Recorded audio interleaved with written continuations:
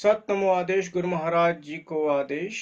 आज हम एक महत्वपूर्ण टॉपिक के ऊपर चर्चा करेंगे और आज का विषय रहेगा कि किस प्रकार से जो मानव शरीर है उसकी संरचना है, उसमें हमारे जो अध्यात्म है उसका जो विज्ञान है छुपा हुआ है। और हम साथ ही विश्लेषण भी करना चाहेंगे कि किस प्रकार से जो हमारी ह्यूमन बॉडी है, हमारे जो मानव का शरीर है, उसको एक किसी ना किसी जो आध्यात्मिक और धार्मिक मार्ग की आवश्यकता क्यों होती है। तो पहले तो मैं ये कहना चाहूंगा कि आजकल धर्म के आपस में जो कॉन्फ्लिक्ट पैदा हो गए हैं, आपस में जो एक दूसरे की जो लड़ाई है वर्चस्व की, इतनी ज्यादा गहन हो गई है कि हमें जो धार्मिक जो तत्व है उसके बारे में सही संज्ञान पता ही नहीं लग पाता है। आज के दौर में लगभग 4000 से ज़्यादा जो हमारे पास डिफरेंट फेथ्स जो धार्मिक भावनाओं से जुड़े हुए लोग हैं, वह हमारे विश्व के डिफरेंट अलग अलग हिस्सों में पाए जाते हैं। बल्कि जिसमें 8-10 जो बड़े महत्वपूर्ण जो हमारे धर्म है उसमें है क्रिश्चियनिटी, मुस्लिम, इस्लाम, हिंदुत्व या हिंदू धर्म, जैन, पारसी, ईसाई और न जाने कितने अधिक छोटे छोटे मत भी इसमें शामिल है। तो इस प्रकार से अगर हम देखें तो जो पॉपुलेशन का डिस्ट्रीब्यूशन है वह भी डिफरेंट है। हमारे पास सबसे ज़्यादा जो वर्ल्ड में जो पॉपुलेशन है वह ईसाइयों की है, क्रिश्चियंस की है, उसके बाद इस्लाम धर्म, बाद में एथिस्ट। एथिस्ट यानी कि ऐसे लोग जो भी किसी भी पर्टिकुलर रिलीजन से संबंधित नहीं है, किसी धर्म से संबंधित नहीं है, फिर भी वह सभी धर्मों का सत्कार करते हैं या उन्हें सेकुलर भी कहा जाता है। इसके बाद में नंबर आता है हिंदू धर्म का। तो अगर हम पहले से जानकारी लेना चाहें कि जैसे जैसे हमारे जो मानव शरीर का विकास होता रहा और जैसे जैसे ह्यूमन पॉपुलेशन का विकास होता रहा, तो क्यों हमारे जो शरीर है, मानव शरीर को इस तरह के डिफरेंट डिफरेंट फेथ्स की आवश्यकता पड़ती रही है। तो इसके बारे में दो तीन मत इस प्रकार से है। पहला तो है जियोग्राफिकल डिस्ट्रीब्यूशन। अलग अलग जगहों पे अलग अलग फेथ के हिसाब से हमारे मापदंड रहे हैं। हमारे खाने पीने, रहने सहने और लाइफस्टाइल का जो मैनेजमेंट अलग रहा है। इसी तरह से हो सकता है कि हमारे जो रिलीजन्स है, वह उनके जो धर्म है, उनकी धार्मिक भावनाएं हैं, उनकी जो जीने तरीके के जो उनके नियम है, वह अलग अलग रहे हैं। मैं इस बारे में बिल्कुल भी पटाक्षेप नहीं करना चाहूंगा कि कौन सा धर्म अच्छा है या कौन सा धर्म बुरा है। यह धर्म या धार्मिक भावनाएं बहुत सारे जो पॉइंट है उनके ऊपर आधारित है, उनके ऊपर बहुत सा एनालिसिस या विश्लेषण करने की बहुत सारी आवश्यकता है। एक और बिंदु जिसके ऊपर मैं बल देना चाहूंगा कि जो हमारा जो सूक्ष्म शरीर है उसे किसी धर्म या धार्मिक भावनाओं की आवश्यकता क्यों पड़ी। हम जब सनातन पद्धति या योग पद्धति की बात करते हैं तो एक हम ऊर्जा की बात करते हैं कि ऐसी एक ऊर्जा है, ऐसी कोई डिवाइन एनर्जी है जो सारे जीव जंतुओं को, सारे इस विश्व के सभी हर एक चीज को जो संचालित कर रही है, जिसमें वो समाहित है।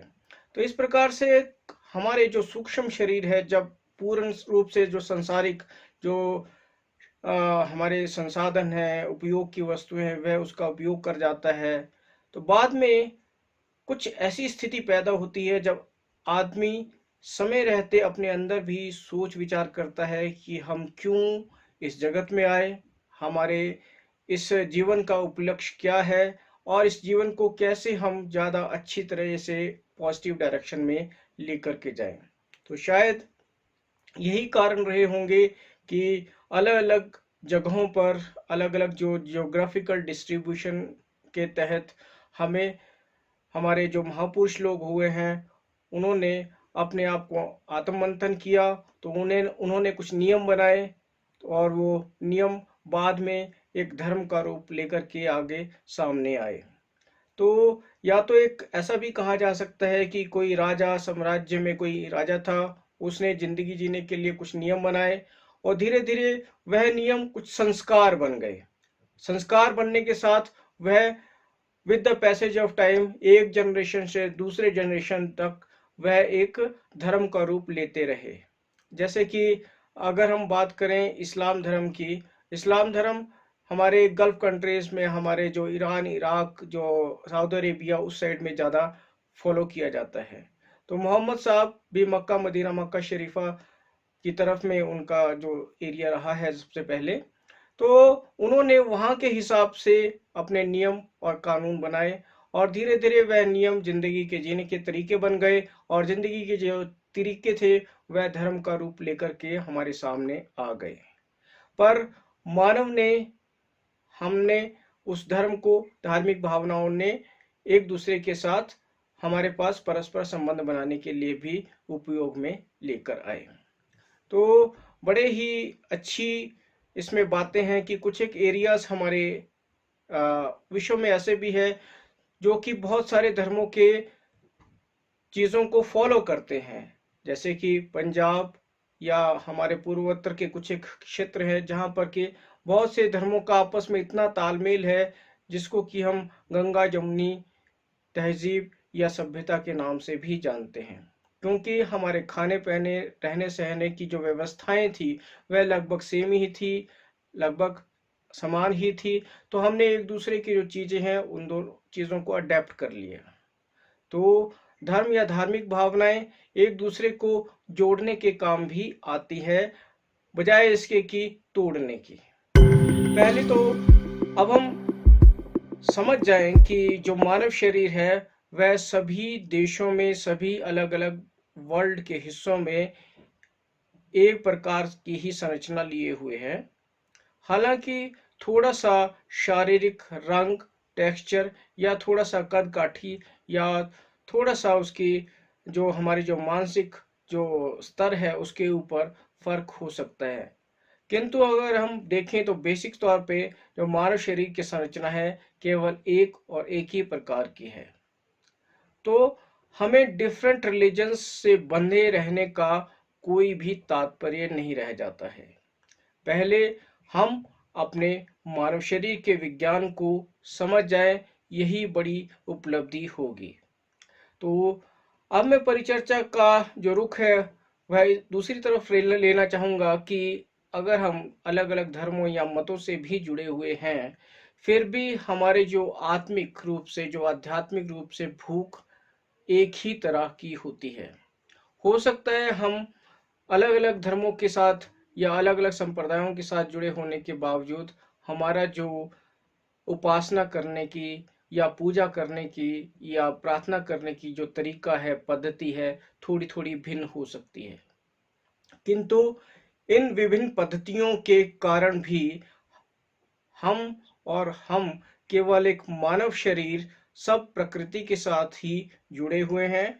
और अब हम बात करें, अगर हम प्रकृति के साथ जुड़े हुए हैं तो हर एक मनुष्य के शरीर के ऊपर हमारे जो प्रकृति के जो नियम है वह समान रूप से लागू होते हैं।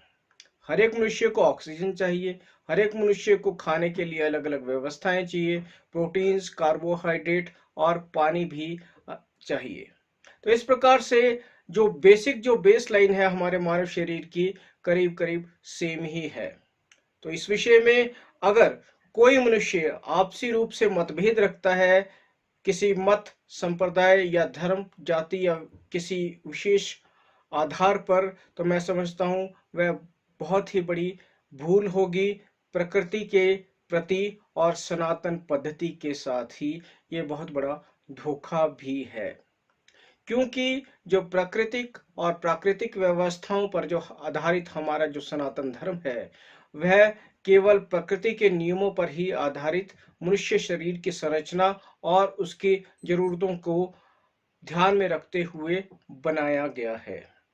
और सनातन पद्धति का कोई एक विशेष व्यक्ति के द्वारा कोई प्रतिपादन नहीं हुआ है और इसी कारणवश यह सनातन पद्धति जो कि प्राकृतिक नियमों के ऊपर आधारित है वह सदा और सर्वदा चली आ रही है।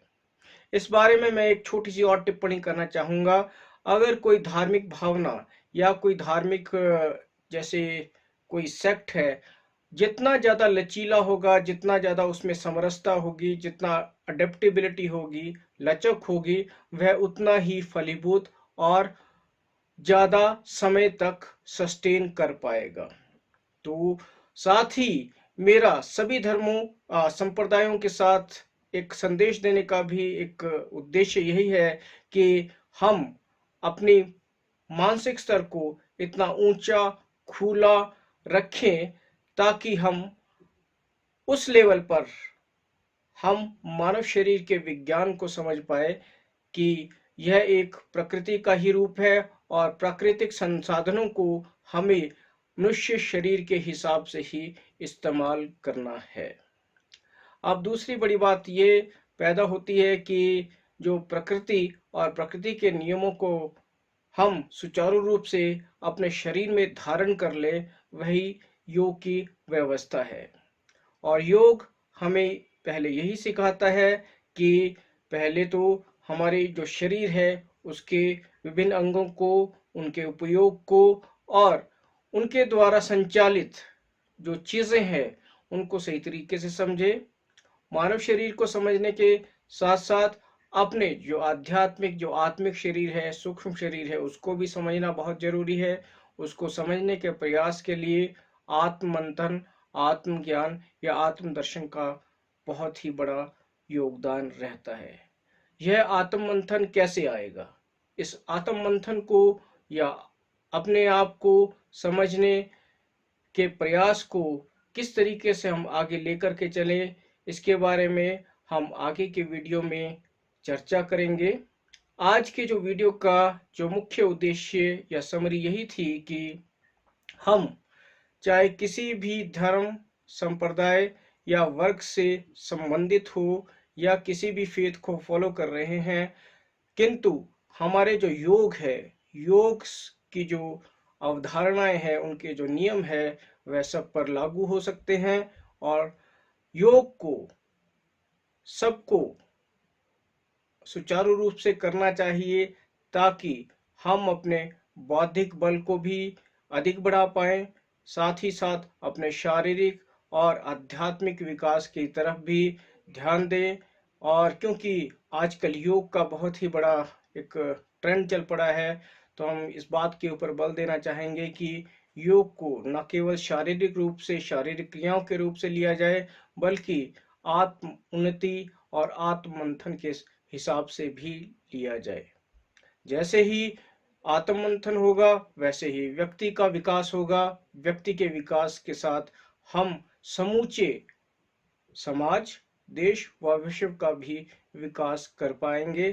तभी हमारा जो लॉजिक, जो योग का जो लॉजिक है, वासुदेव कुटुंबकम का जो फिलॉसफी है, वह पूर्ण और सफल हो पाएगी। तो मिलते हैं अगले वीडियो में। आशा करते हैं आपको हमारा ये वीडियो पसंद आया होगा और कृपया हमारे चैनल को लाइक, शेयर व सब्सक्राइब करें ताकि आने वाले वीडियो की जो नोटिफिकेशंस है वह भी आपको समय समय पर मिलती रहे। नमस्कार।